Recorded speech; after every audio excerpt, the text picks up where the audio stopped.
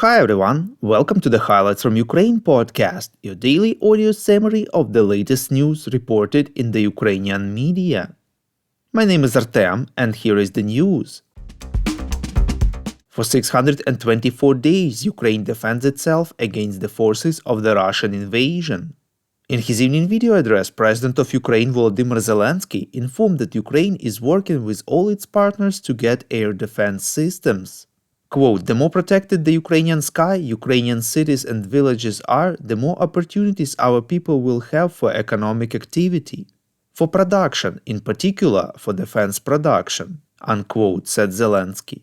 The head of state added that he held a meeting with defense intelligence and stressed that they showed some important results, even though he didn't provide any details.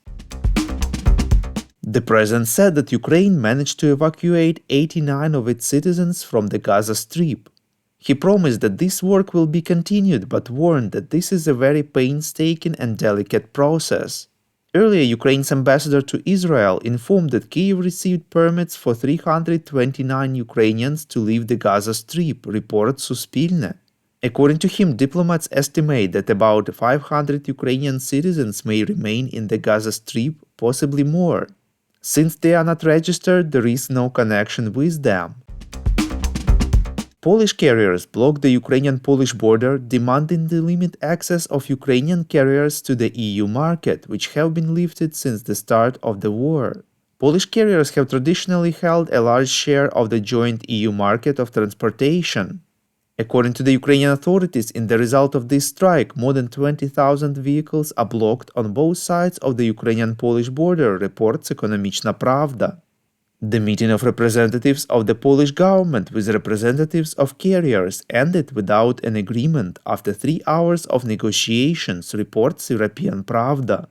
Polish State Secretary Rafał Weber said that Warsaw cannot, at the request of the carriers, restore the requirement for permits for Ukrainian carriers, because this is a decision at the level of the EU. We would really appreciate if you could recommend us to your friends and family, as well as share information on social media.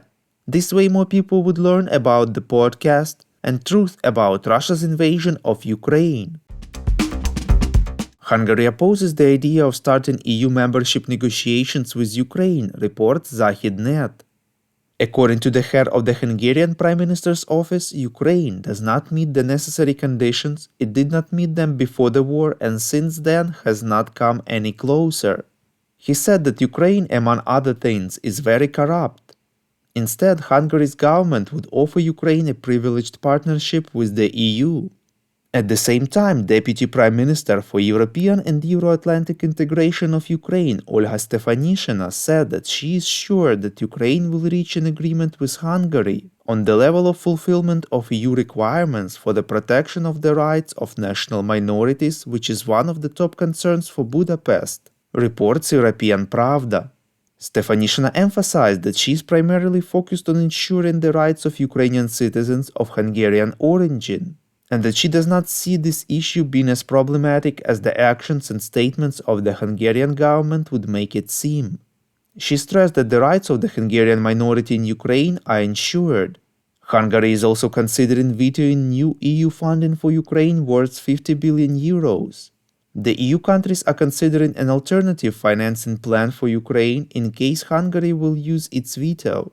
According to Bloomberg sources, the proposal will include national guarantees of member countries to attract financing in the markets. According to the rating compiled by the outlet NV, there are only 2 billionaires left in Ukraine in 2023 compared to 9 in 2022. The publication notes that there has not been a situation when Ukraine had only 2 billionaires since at least 2006. In first place this year is Rinat Akhmetov with a fortune of $6.59 billion. Compared to 2022, they fell by 43%. Viktor Pinchuk occupies the second place in the rating with $1.72 billion, decreased by 34% compared to the previous year. Petro and Alexei Poroshenko took the third place with $954 million, which is 37% less than in the previous year. Thank you for listening to the Highlights from Ukraine podcast. We're a commercial initiative of just two people and we need your help to grow. Share information about the podcast, rate us in the app, subscribe to our Patreon. With your support, we are getting better. We call on you to demand from governments of your countries to impose the toughest sanctions possible on Russia and its citizens to stop their invasion of Ukraine.